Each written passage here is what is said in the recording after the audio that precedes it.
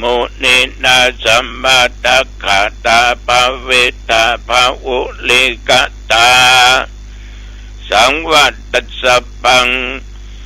กิลาเนตุกิเตติสวะปุจจังเกสัตตะเทสัญเยเตจะตังอภินันติโตวาโรกามุจจิงสุตังคะเนเอเตนะสัจจวัชเชนะโสติเตโอตุสัพพทาเอกทาตัมมราชาปิเกลัญเยนะปิปิริโตจุนดาเตเรนะตัญเยวะปันนาเปโตวานะสัตลัง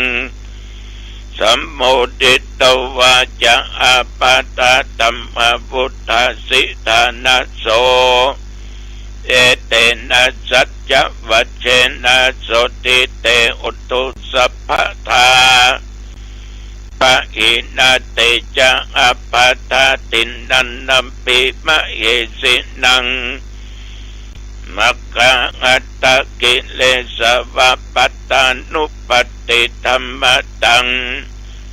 เอเตนะสัจจวัชเชนะโสติโอตุโสติเตโอตุสัพพทา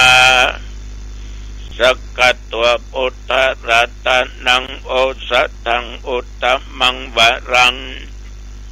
อิตังเทวมนุสสนังพุทธเตเชนะโสตินานัสสันตุปัตตวะสัพเพทุกขวุปัสสเมนตุเตสกัตตัวธัมมรัตนังโอสัตถังอุตตมังวรังปฏิลาหุปัสสมานังธัมมเตเชนะโสตินานัสสันตุปัตตวะสัพเพพยาวุปัสสเมนตุเตสกัตตัวสังฆรัตนังโอสัตถังอุตตมังวรังอาอุนัยยังปะอุนัยยังสังฆเตเชนะโสตินานัสสันตุปัตตวะสัพเพโรคาวุปัสสเมนตุเตนัตติเมสรนังอัญญังพุทโธเมสรนังวรัง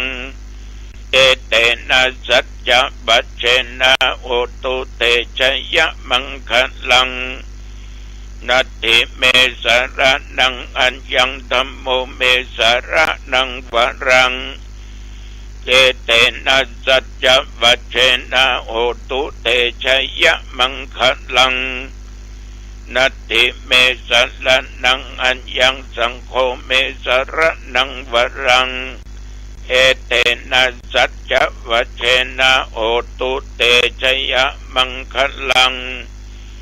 ภวตุสัพพมังคลังรักขันตุสัพพเทวตาสัพพพุทธานุภาเวนะสัทธาโสติภวันตุเตภวตุสัพพมังคลังรักขันตุสัพพเทวตา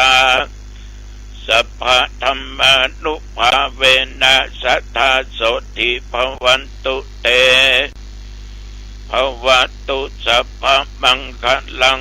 รักขันตุสัพพเทวตาสัพพสังฆานุภาเวนะสัทธาโสติภวันตุเต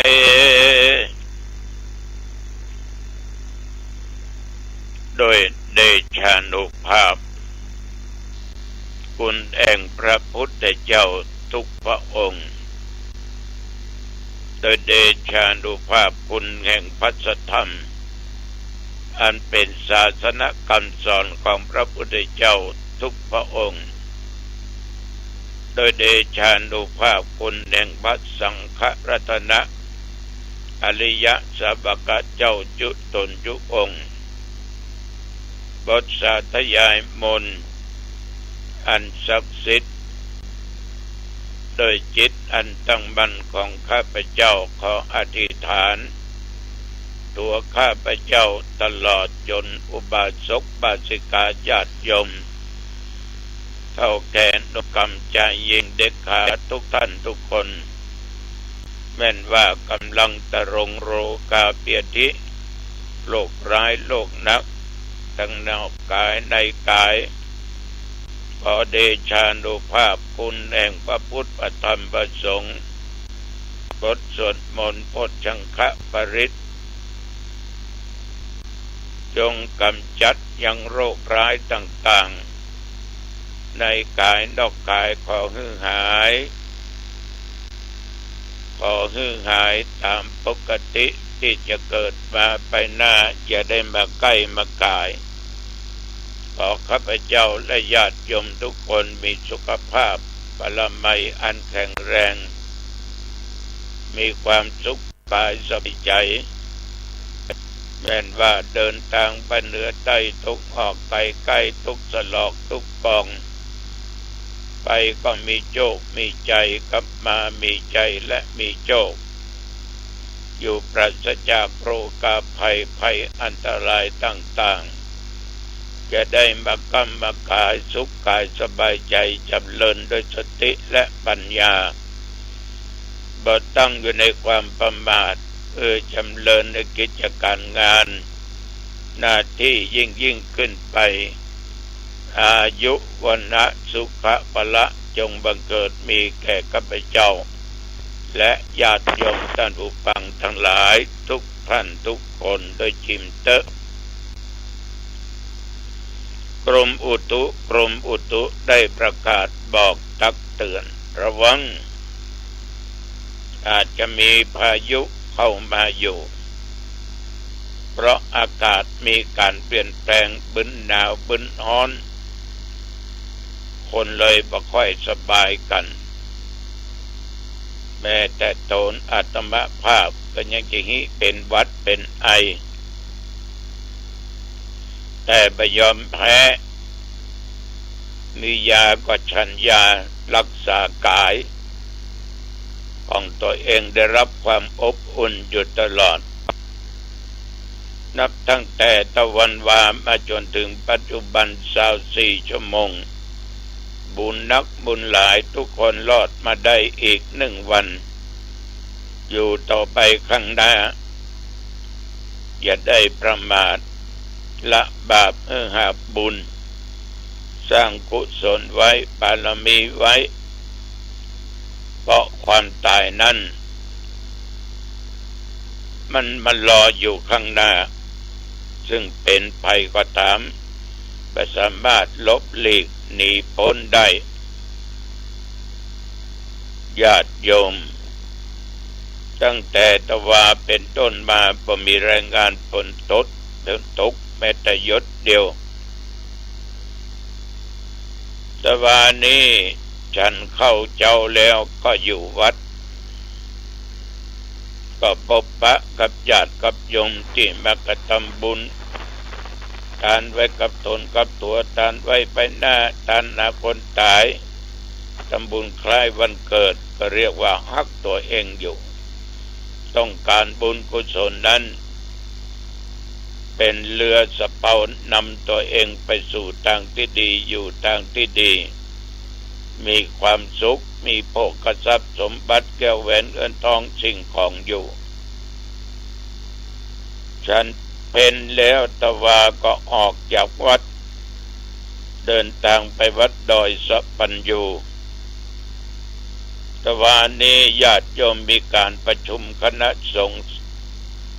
ในภาค7จังหวัดเชียงใหม่ลำพูนแม่ฮ่องสอนจะมีเจ้าคณะพระสังฆาธิการและประธานอบต.หมู่บ้านโครงการรักษาศีลมีพี่น้องประชาชนไปร่วมกันตั้งแต่กินข้าวงายและตอนภาคบ่ายนั้นประชุมพระสังฆาธิการตัววานนี้หลวงพ่อพระธรรมเสนาบดีเจ้าคณะภาค7วัดพระธาตุเจ้าดอยสุเทพเป็นประธานในการเกิดการประชุมตอนนั้นไปเจ้าหน้าจังหวัดเชียงใหม่ จังหวัดลำพูนจังหวัดแม่ฮ่องสอนและรองวัดพระสิงห์ท่านเจ้าคุณเทพสิงหวราจารย์ได้จาเกี่ยวกิจการงานของคณะสงฆ์ใน6 ด้านการปกครองการศึกษาการเผยแพร่การสาธารณูปการศึกษาสงเคราะห์สาธารณสงฆ์ส่วนมากก็จะเน้นเป็นเรื่องงานอบต.หน่วยอบรมประชาชนประจำตำบลวัด5 สอและหมู่บ้านรักษาศีล 5แล้วก็ได้กล่าวถึงว่าเหตุจะได้จัดวันที่5ที่6ที่7วันที่5เป็นวันพ่อแห่งชาติก็ตั้งใจจะให้พระสงฆ์องค์เจ้าไปสวดพุทธมนต์และวันที่7เป็นวันคล้ายวันประสูติของสมเด็จพระเจ้าลูกเธอเจ้าฟ้าพัชรกิติยาภา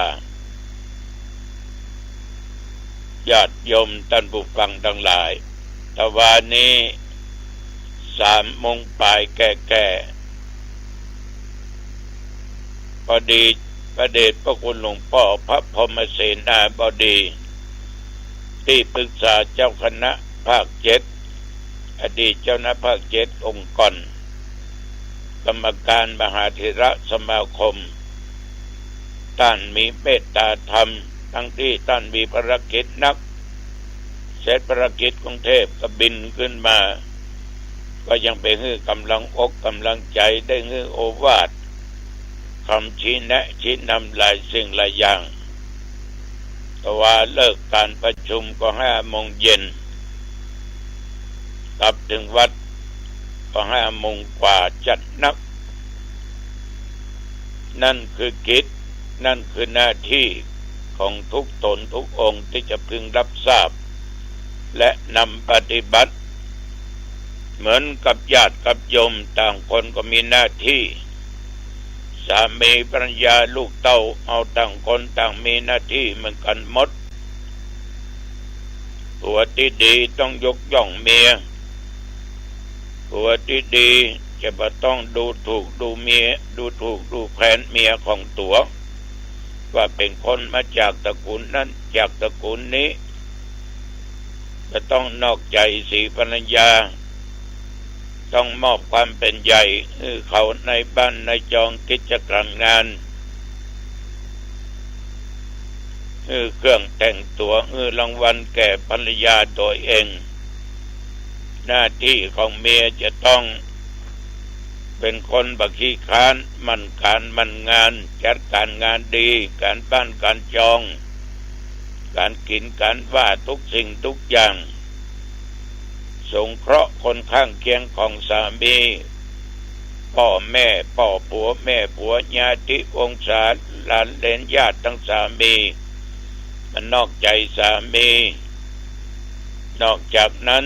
ญาติโยมต้องเป็นภรรยาที่ดีรู้จักเก็บรู้จักรักษาทรัพย์สมบัติที่สามีมอบให้ประเกียรติค้านต่อการต่องานเป็นไม่ยิงแต่ไม่ใช่เป็นไม่ย่างกายหัวไม่หัวกายคมไม่จมมือผัวแม่คนครัวลงล่างไม่ย่างมาหอกไม่กระทบปากเปียกแม่เลี้ยทำบ้านไม่ขี้ค้านยาการแม่เอ็นงานตึงเกิงแม่เบิ้งพ่อเบาแม่เห่างาบแม่กาบบุรีแม่หนีไปเอวแม่ไปเกี่ยวให้โลแม่โผเหนือโผใต้แม่ให้หุยแม่เป็นบักกังบักกุยถ้าเป็นอย่างใจวัดได้กล่าวโดยย่อคือหน้าที่ของแต่ละคนนั้นมันจะต้องมีอย่างนี้ลูกเต้าต้องดูแลพ่อแม่เพื่อเลี้ยงมาเลี้ยงตอบทำการงานหรือพ่อแม่เชื่อฟังคำสั่งคำสอนของพ่อแม่ตั้งตัวตั้งตนเป็นลูกเต้าดีๆตั้งอยู่ในศีลในธรรมสมกิจจะต้องสืบตระกูลสืบทรัพย์มรดกเมื่อพ่อแม่ตายไปก็ทำบุญอุทิศส่วนกุศลพ่อแม่ มันก็เป็นหน้าที่ของลูกของเต้าทุกคนจะต้องพึงปฏิบัติสรุปแล้วเอาทุกคนมีหน้าที่เหมือนกันหมดหน้าที่ตุเจ้าก็มีหน้าที่ของญาติของโยมก็มี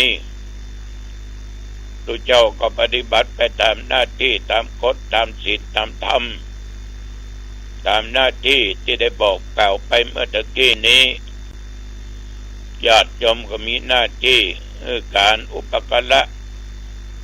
บอกว่าเสนาสนะอาหารบิณฑบาตเครื่องนุ่งห่ม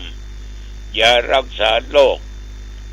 นี่ก็เป็นหน้าที่ของอุบาสกอุบาสิกาทั้งหลายทุกท่านทุกคนที่จะต้องพึงทำพึงปฏิบัติกันฉะนั้นเมื่อทุกคนรู้จักหน้าที่ของเรามีอย่างใดเอาทำเมื่อดีที่สุดในสิ่งที่เราพึงกระทำมันก็จะมีแต่ความผาสุกมีแต่ความเจริญก้าวหน้าวงเล็บข้อหนึ่งจะทำให้แตกแยกคือความลำเอียงเพราะฮักลำเอียงเพราะจังลำเอียงเพราะหลงเรียกว่าอยู่ด้วยความลำเอียงบ่มีความซื่อบ่มีความตรงลำเอียงโดยเหตุนั้นโดยเหตุนี้อีกอย่างหนึ่งนั้นในฐานะที่ทุกคนต่างมีหน้าที่จะไปก้าวก่ายหน้าที่ซึ่งกันและกันมากเกินไปเพียงแต่ชี้เพียงแต่แนะเพียงแต่นำเพียงแต่บอกกล่าวแก้ไขอันนั้นใจได้แต่ไปก้าวก่ายให้หมดมันก็จะทำให้คนที่มีหน้าที่บ่สบายอกบ่สบายใจจะบ่ตั้งใจทำงานต้องจังอู้จังจ๋าก้าวก่ายแต่ก็บ่ได้ฉะนั้นศรัทธาสาธุชนอยู่ด้วยกันในสังคมภายได้ดิบได้ดีจะไปอิจฉาริษยากันจะไปขอยโยนกันทำไปตามหน้าที่ของตัวเองที่ตัวเองได้รับภาระรับสิ่งนั้นมาอันนี้ธรรมภาพก็ขอฝาก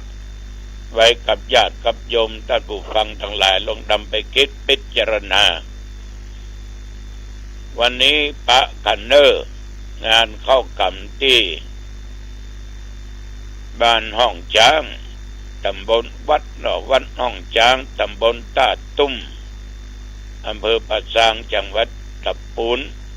เป็นเข้ากำกันที่วัดตุลุงก็จะไปเทศนาธรรมที่วัดห้องช้างงานเข้ากำเวลา 8 โมงเมื่อคืนเนอพี่น้องญาติโยมใกล้เคียงและอำเภอหางดงทุกหมู่ทุกเหล่าสาธุเจ้าทุกวัดวันที่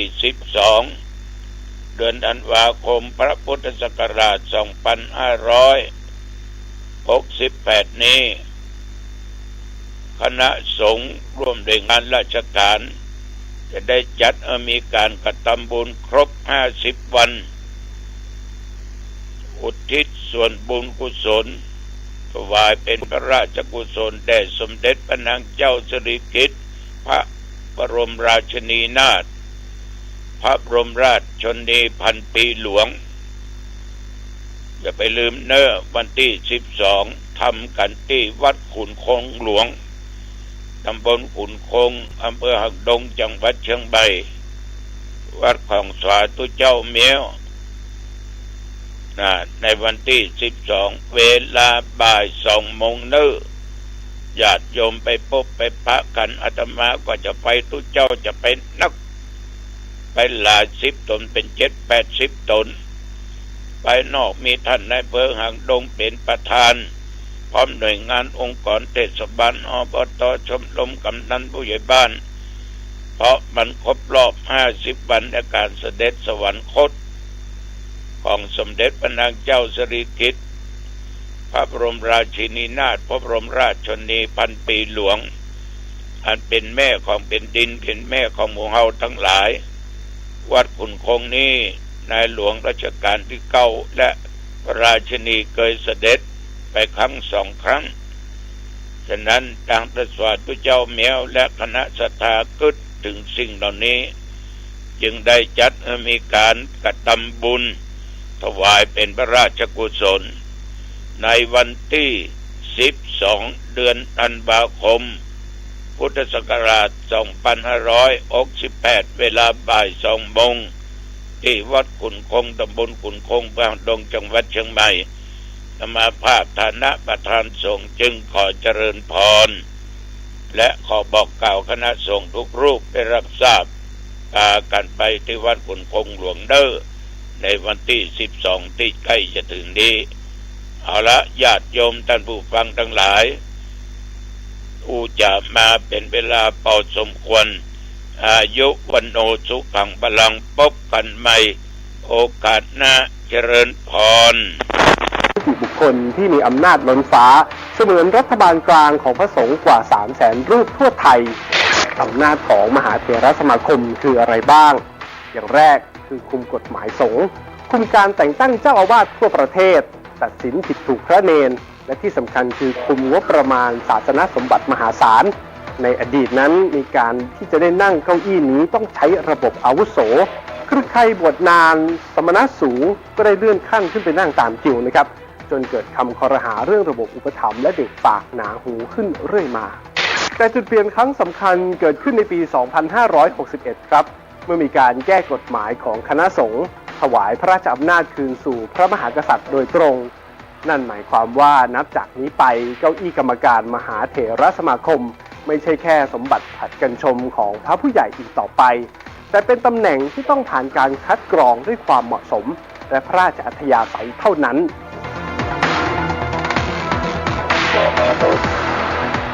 ในรอบนี้ราชกิจจานุเบกษาได้ประกาศรายชื่อเลือดใหม่และผู้กลับมาใหม่รวม6รูปซึ่งวิเคราะห์ดูแล้วเราจะเห็นสเปคที่เปลี่ยนไปอย่างชัดเจนครับดูตัวอย่างพระพรหมวชิระเมธีเจ้าอาวาสวัดอรุณราชวรารามนะครับ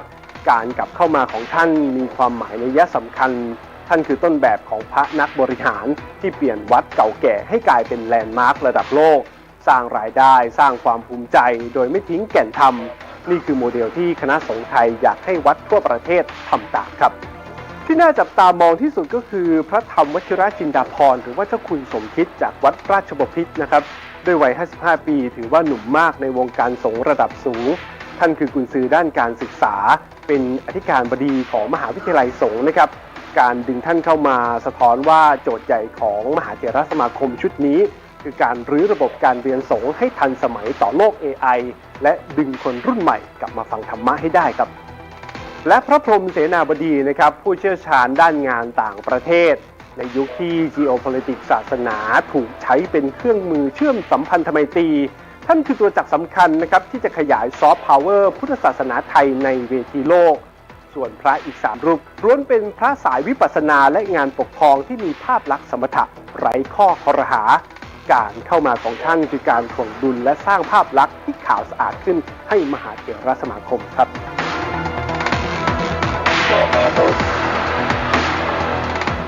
เมื่อมีผู้มาใหม่ย่อมมีผู้จากไปเป็นธรรมดานะครับแต่การหลุดโผของพระผู้ใหญ่ระดับสมเด็จและพระเกจิดังในรอบนี้มีนัยยะที่ลึกซึ้งกว่าเรื่องวาระดำรงตำแหน่งครับเริ่มกันที่พระพรหมดิลกวัดสามพระยาอดีตกรรมการมหาเถรสมาคมผู้ยิ่งใหญ่แม้ท่านจะต่อสู้เรื่องคดีเงินทอนวัดจนศาลยกฟ้องและพิสูจน์ความบริสุทธิ์ของตัวเองได้แล้วแต่การที่ท่านหลุดโผในครั้งนี้อาจจะตีความได้ว่ามหาเถรสมาคมยุคใหม่ยึดหลักที่ว่าแม้จะไม่มีผิดกฎหมายใดๆแต่หากมีแผลเป็นในอดีตก็อาจจะไม่เหมาะที่จะนั่งในจุดที่สูงสุดเพื่อตัดเงื่อนไขไม่ให้ใครมาครหาโจมตีได้นะครับต่อมาคือพระพรหมกวีวัดกัลยาณมิตรนะครับกรณีนี้ชัดเจนเรื่องธรรมาภิบาลและการบริหารจากมหากาพย์ความขัดแย้งเรื่องการรื้อถอนโบราณสถานภายในวัดที่งัดข้อกับกรมศิลปากรและชาวบ้านมาอย่างยาวนานการปรับท่านออกอาจจะตีความได้ว่านี่คือการลดแรงเสียดทานทางสังคมและต้องการผู้นำที่มีภาพลักษณ์ประนีประนอมมากกว่าครับและกลุ่มที่พูดได้ว่ามีนัยยะทางการเมืองสงฆ์ที่น่าสนใจที่สุดเริ่มที่สายพี่ใหญ่ปกครองอย่างสมเด็จพระมหาธีราจารย์หรือสมเด็จปสริตแห่งวัดโพนะครับท่านคือบิ๊กเนมระดับท็อป 5 ของวงการสงฆ์การที่ท่านพ้นจากตำแหน่งอาจจะมองได้ว่าเกิดจากปัจจัยหลายๆปัจจัยรวมกันทั้งเรื่องปัญหาสุขภาพที่รุมเร้าท่าน หรืออีกมุมหนึ่งคือเรื่องการลดขั้วอำนาจเก่าเพื่อเกลี่ยดุลอำนาจใหม่ไม่ให้วัดใดวัดหนึ่งมีอิทธิพลมากไปในสมาคมหรือว่าอาจจะเป็นการผลพวงกระแสข่าวในอดีตที่เกิดขึ้นในแวดวงของสงฆ์ที่ผ่านมานะครับและที่สะเทือนวงการธรรมยุทธ์ที่สุดก็คือพระพรหมวชิรวิมลจากวัดบวรนิเวศวิหารนะครับการที่ท่านหลุดจากตำแหน่งสายวัดบวรซึ่งเคยเป็นศูนย์กลางของอำนาจมาอย่างยาวนานเป็นการตอกย้ำว่าศูนย์กลางอำนาจใหม่ของธรรมยุทธ์ได้ย้ายไปอยู่ที่วัดราชบพิตรและวัดเทพศิรินทร์อย่างสมบูรณ์แล้วตามพระราชนิยมในรัชกาลปัจจุบันส่วนกลุ่มสุดท้ายคือเรื่องของสัจธรรมแห่งสังขารครับสมเด็จพระพุทธพจนะวชิรมุนีวัดเครือวันท่านเป็นพระเถระชั้นผู้ใหญ่ที่มีอายุสูงมากการให้ท่านพักผ่อนถือเป็นการเปิดทางให้คนรุ่นใหม่เข้ามาทำงานที่ต้องใช้ความคล่องตัวสูงแทนนะครับเช่นเดียวกับพระพรหมวัชราจารย์แห่งวัดราชประดิษฐ์ที่พ้นจากตำแหน่งเพื่อเปิดโควต้าให้เลือดใหม่จากวัดอื่นๆเข้ามาแสดงฝีมือแทนครับทั้งหมดนี้ชี้ให้เห็นว่าเก้าอี้มหาเถรสมาคมในยุคพ.ศ.นี้ไม่มีตั๋วตลอดชีพนะครับไม่ว่าท่านจะเป็นสมเด็จพระราชาคณะหรือมาจากวัดใหญ่แค่ไหนหากถึงเวลาต้องเปลี่ยนเพื่อความเหมาะสมความโปร่งใสหรือยุทธศาสตร์ใหม่การเปลี่ยนแปลงก็พร้อมที่จะเกิดขึ้นทันทีครับ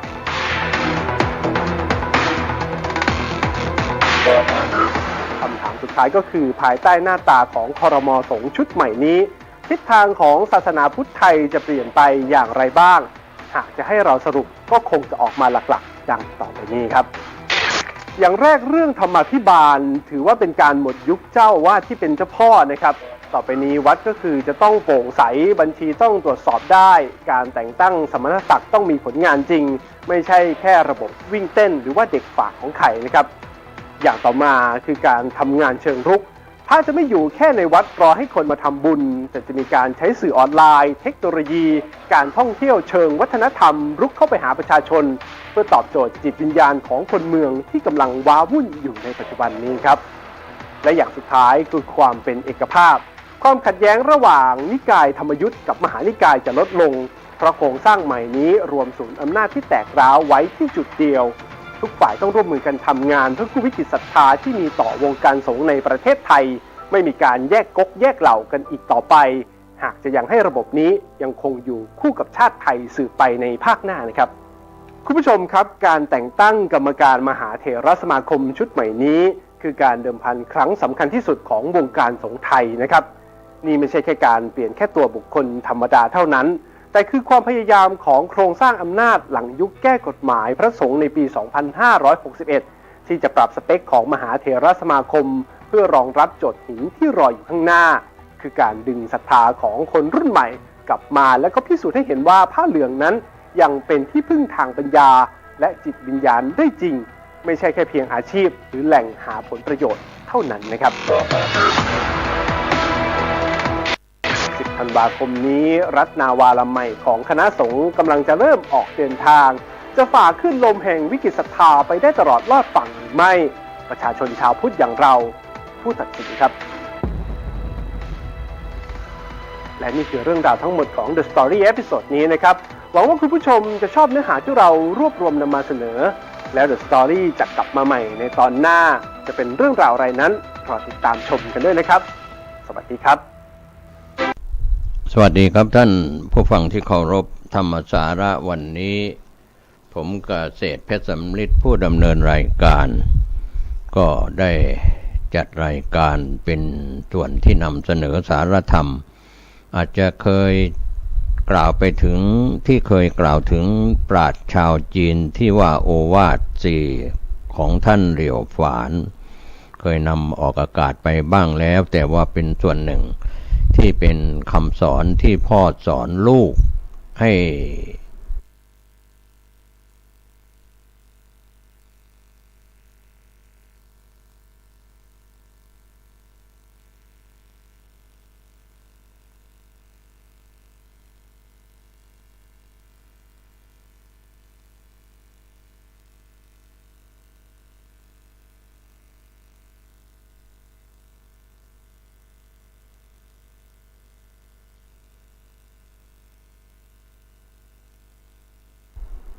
เห็นความสำคัญ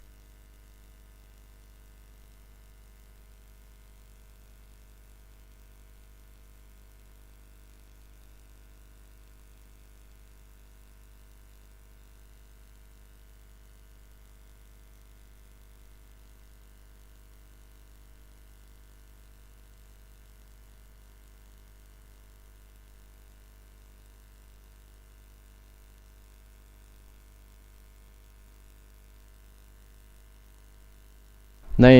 โลกยุคใหม่ยุคโซเชียลมีเดียเจริญก้าวหน้าข้อมูลต่างๆอยู่ผ่านมือถือทางอินเทอร์เน็ตความเร็วสูงมือถือของท่านสามารถรับข้อมูลข่าวสารและส่งข้อมูลข่าวสารทั้งเสียงและภาพทั้งที่ถูกต้องและไม่ถูกต้องตามกฎหมายไม่ถูกต้องที่ทำผิดต่อกฎหมายทั้งเสียงและภาพที่รายการสดก็ดีหรือคลิปวิดีโอต่างๆผ่านช่องทางโซเชียลมีเดียในค่ายต่างๆนั้นก็เป็นส่วนที่ทำให้ลูกหลานของเรา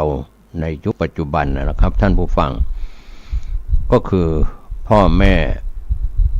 ลูกหลานญาติพี่น้องหรือเพื่อนสนิทมิตรสหายเพราะฉะนั้นวันนี้ลูกหลานเรามีมือถือ1 เครื่องมีอินเทอร์เน็ตความเร็วสูงเล่นเฟซเล่นไลน์เล่นไม่ว่าจะเป็นโซเชียลในช่องทางต่างๆถูกต้องและไม่ถูกต้องทำให้วันเวลาที่มีอยู่เท่ากัน24 ชั่วโมงของทุกเพศทุกวัยทั้งคนไทยและชาวต่างชาติทั่วโลก209 ประเทศในเวลานี้ทั้งประเทศมหาอำนาจประเทศเล็กประเทศใหญ่ทั่วโลกเราเรียกว่าส่งเสียงและภาพไม่ว่าจะเป็นเรื่องราวต่างๆผ่านดาวเทียมผ่านอินเทอร์เน็ตความเร็วสูงเกิดขึ้นการเปลี่ยนแปลงในสถาบันครอบครัวก็มีส่วนทำให้การเปลี่ยนแปลงลูกหลานไม่ค่อยได้เชื่อถ้อยฟังคำผู้เป็นพ่อเป็นแม่เป็นญาติพี่น้องหรือเป็นครูบาอาจารย์ตามสถานศึกษาก็ไปเรียนกันตามหลักสูตรปริญญาโทเอกตามวุฒิการ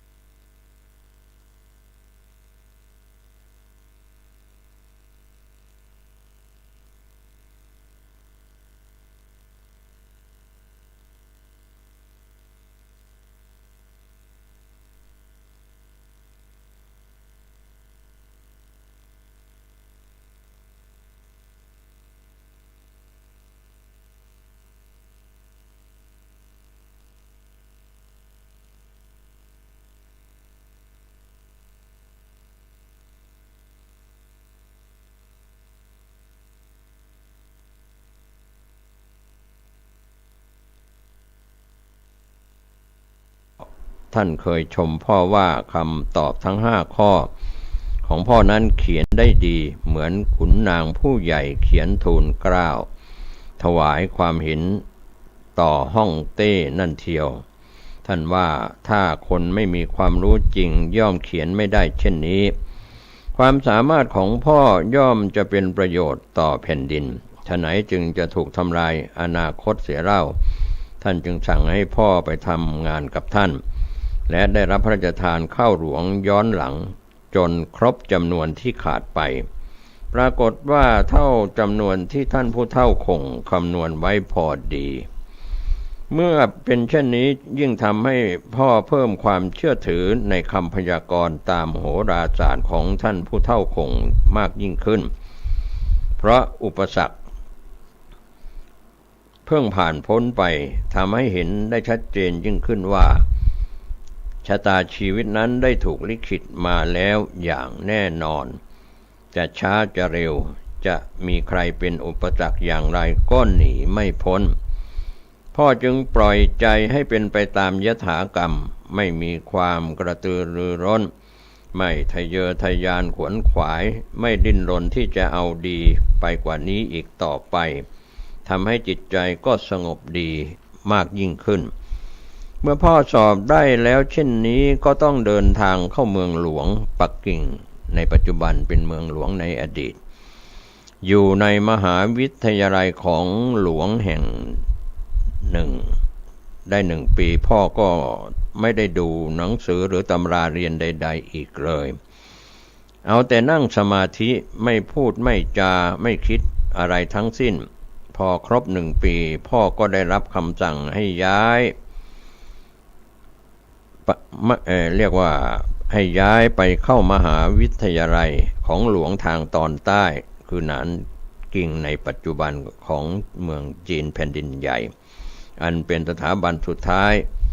ที่นักศึกษาที่สอบไล่ได้ตามขั้นตอนต่างๆในภูมิลำเนาเดิมของตนมาแล้วจะต้องเข้ามาฝึกฝนเตรียมตัวสอบเพื่อบอกรับราชการต่อไปแต่ก่อนที่พ่อจะเข้าไปยังสถาบันแห่งนี้ก็ได้แวะไปที่วัดชีเสียซ่านเพื่อคารวะท่านอวินกุเถระเสียก่อนพ่อได้นั่งสมาธิกับท่าน2 ต่อ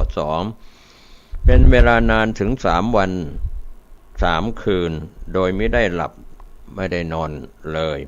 พระเถระกล่าวกับพ่อด้วยความแปลกใจว่าอันธรรมดาปุถุชนนั้นจิตใจจะว้าวุ่นสับสนจึงไม่สามารถบรรลุฌานได้ส่วนพ่อนั้นฉะไหนนั่ง3 วันแล้วยังไม่เห็นจิตใจวอกแวกเลยพ่อจึงเล่าสาเหตุให้ท่านฟังว่าท่านผู้เฒ่าคงได้พยากรณ์อนาคตของพ่อไว้แน่นอนแล้วคิดวุ่นวายไปก็ไร้ประโยชน์จึงทำใจให้สบายไร้กังวลดีกว่า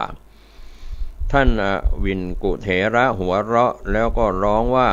โธ่เอ๋ยนึกว่าเป็นผู้วิเศษแล้วเสียอีกที่แท้ก็ยังเป็นปุถุชนอยู่นั่นเองพ่อจึงกราบถามท่านว่าทำไมจึงว่าพ่อเป็นปุถุชนท่านก็ตอบว่าอันที่จริงคนเรานั้นถ้าจิตใจไม่ว้าวุ่นทำใจให้สงบได้แล้วก็เกือบจะสำเร็จเป็นพระอรหันต์พ้นจากความเป็นปุถุชนได้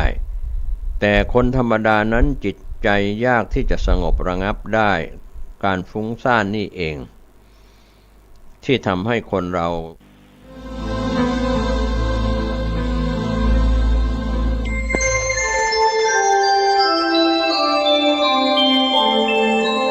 ขณะนี้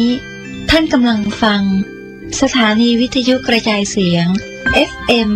104.5 เมกะเฮิรตซ์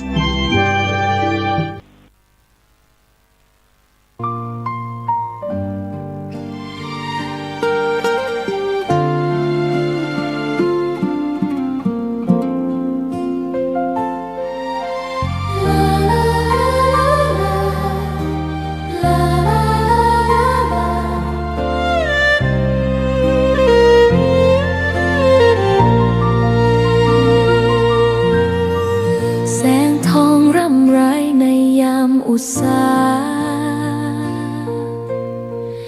ยังเห็นพระเมตตาอยู่ทุกแห่งหน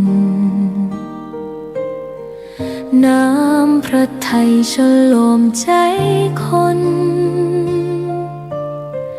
ทั่วพื้นแผ่นดินยังอบอุ่นรอยยิ้มพระพักตร์ยังส่องแสงในดวงใจไทยไม่ลืมเสียงสายลมแผ่วเบาเหมือนเอ่ยคำปลอบว่าพระองค์ยังอยู่ใกล้ขอกราบแทบบาทด้วยรักนิรันดร์น้ำตาหลั่งพลันจากใจคนไทยแม้เสด็จสู่ฟ้าไกลแต่พระหฤทัยอยู่ในแผ่นดินนี้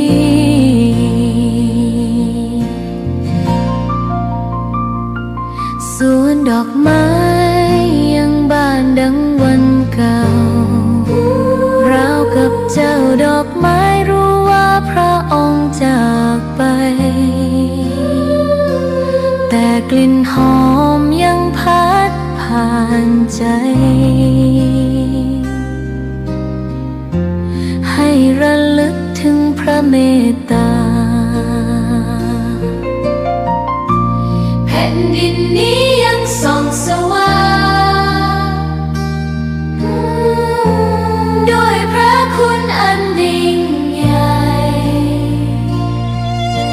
ขอเดินตามรอยเท้าแห่งพระแม่ไปด้วยศรัทธาไม่เสื่อมคลายขอกราบแทบบาทด้วยรักนิรันดร์น้ำตาหลั่งพลันจากใจคนไทยแม้เสด็จสู่ฟ้าไกลแต่พระหฤทัยอยู่ในแผ่นดินนี้ดวงใจไทยทุกดวงขอพักดีขอถวายรักนี้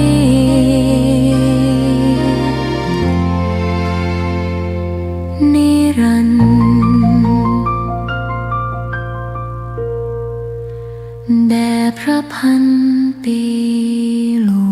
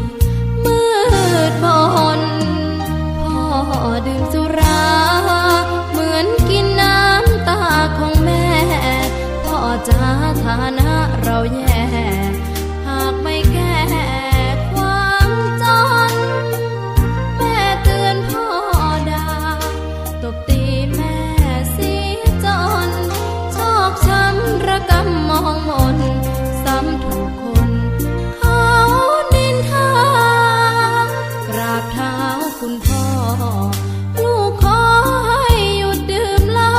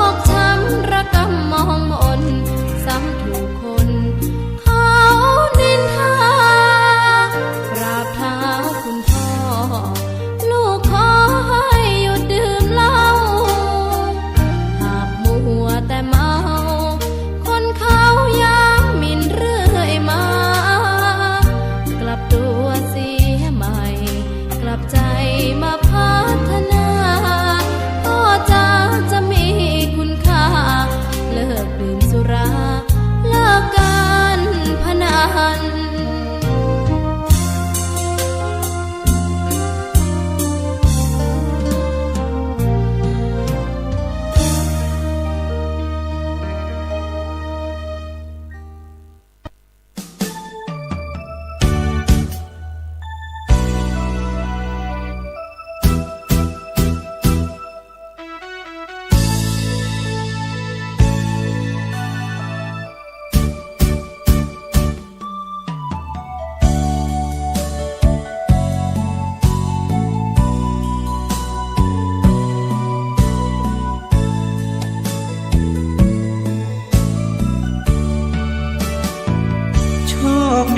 ที่สุดได้เกิดในพุทธศาสนาเรามีองค์พระสัมมาเป็นศาสดาแห่งการหลุดพ้นเวียนว่ายตายเกิดภพภูมิกำเนิดเกิดกายวกวนเป็นเดรัจฉานเปรตคนตามจิตกุศลบาปบุญที่ทำไม่กลับมาเกิดเป็นธรรมประเสริฐพระพุทธเจ้าทรงตรัสรู้สอนเราให้เข้าใจในผลของกรรมดีหรือชั่วเพิ่งรู้ตัวก่อนการกระทำบันทึกรหัสความจำวัดผลกรรมที่เจตนาต้องการหลุดพ้นหวังวนของกฎแห่งกรรมตั้งใจศึกษาหลักธรรมคำสอนขององค์สัมมาสำคัญที่สุดหัวใจชาวพุทธคือความศรัทธาศีลสมาธิปัญญาเกิดเวทนาวัฏสงสารพ้นทุกข์ไม่ยากหากมันฝึกจิตกายใจเห็นโลกโกรธหลงคือภัยมาสนใจสร้างบุญให้ทานสวดมนต์ไหว้พระเพียรภาวนาเข้ากรรมฐานตามองค์สัมโพธิญาณเห็นทางนิพพานพ้น